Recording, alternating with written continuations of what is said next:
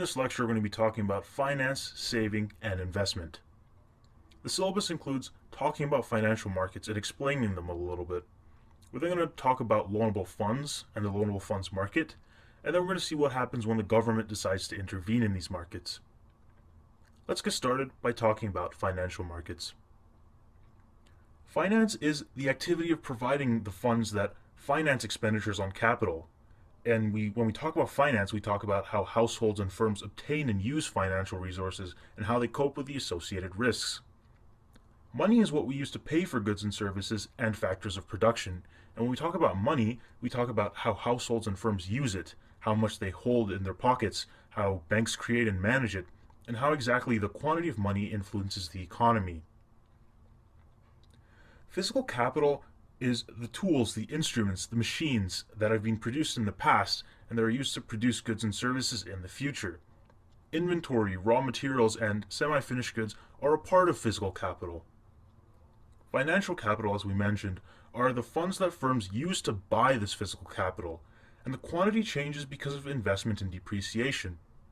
Investment, which is the purchasing of new capital, increases the value of capital, and depreciation, which is a reduction in capital, in the value of capital, causes a decrease in the capital. Gross investment is simply the total amount invested within a year, and net investment is the change in the value of capital. Let's take a look at an example to clarify this a bit. So I have the important parts of the question highlighted already, but in essence, we have $1 million worth of owned machines already, and during the year, we experience depreciation of 30%. And then during the same year, we actually spend $200,000 on new machines. So the question is, what is net investment? Well, let's take a look at the equation for net investment. It's simply gross investment minus depreciation. And so we already know our gross investment is given to us. It's $200,000. That's the total amount that we invested in 2008. And then we have depreciation, and that's given to us a little bit in a different way. It doesn't give us an exact amount, but it tells us that the market value of our machines that we already owned, which were worth $1 million, they fell by 30%.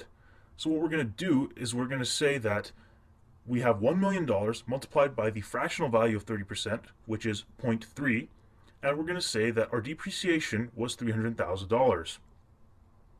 Then we're going to take $200,000, subtract from it $300,000 to get our net investment of negative $100,000. Wealth is the value of things that people own. Income is the amount that people earn during a given period of time from supplying the services of labor resources that they own. Capital gain means that the market value of somebody's assets have risen, and this generally causes wealth to increase. Capital loss is the exact opposite. The market value of our assets falls, and so our wealth decreases. Savings is the amount of income that is not paid in taxes or spent on consumption goods, so it can be calculated as income minus tax minus consumption. For a country to make real GDP grow, savings and wealth must be transformed into investment and capital in the markets for financial capital. Savings is the source of funds in the financial capital markets. In the loan markets, households and firms often borrow money to finance more expensive goods.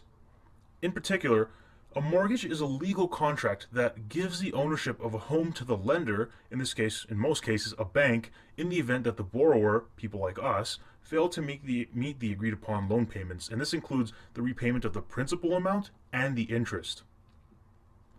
A bond is a promise to make specified payments on specified dates. The buyer of a bond makes a loan to the institution and is entitled to the payments promised by the bond.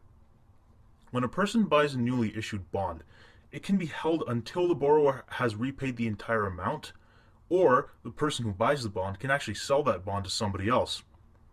Bonds are traded in what is known as the bond market. And a particular type of bond that I want to mention is called a mortgage-backed security. And a mortgage-backed security entitles its holder to the income from a package of mortgages.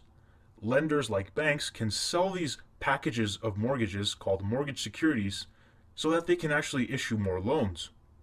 The holder of these mortgage-backed securities is entitled to receive payments that derive from the payments received by the mortgage lender from the borrower.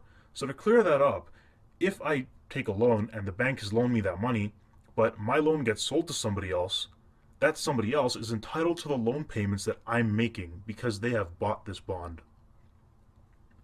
Now, the stock market is a financial market in which shares of stocks of corporations are traded, and a stock is just a certificate of ownership and a claim to the firm's profits, and this generally goes by percentage ownership. A financial institution is a firm that operates on both sides of the market for financial capital. They could be the borrower in one market and the lender in the same market as well. Banks are an example of a financial institution. Banks accept deposits and they use the funds to buy other securities and make loans, so they're borrowers and lenders. Trust and loan companies accept deposits and make personal and mortgage loans. They administer estates, trusts, and pension plans. Credit unions are basically banks that are owned and controlled by their depositors and borrowers. They're regulated by province or state rules, and they only operate inside their provincial or state boundaries. They're relatively small in size. Pension funds are financial institutions that receive pension contributions of firms and workers. They use these funds to buy a portfolio of securities that they expect to generate income for them in the future, and this income is what is used to pay pension benefits in the future. Insurance companies provide risk-sharing services.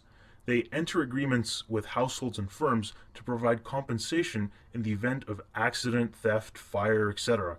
They receive what is known as premiums from their customers, and they make payments against claims.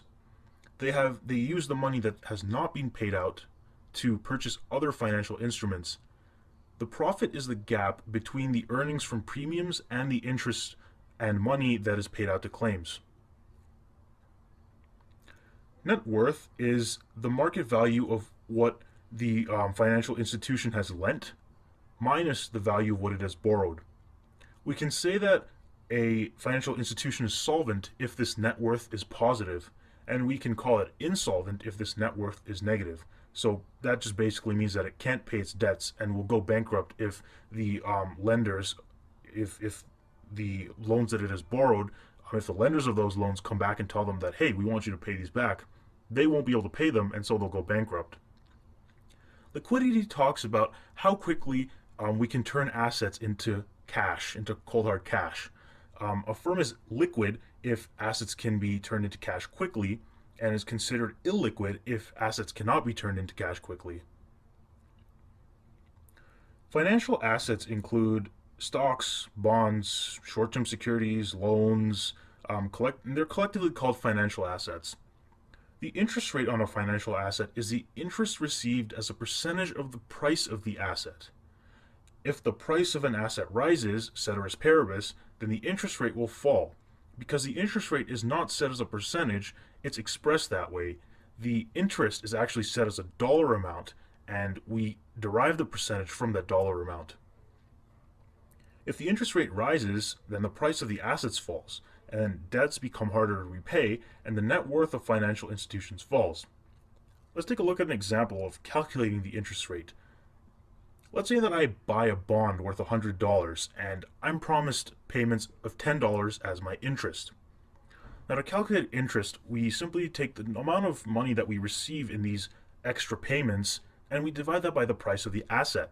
So in this case, we have $10 that I'm receiving divided by the $100, which is the price of the bond.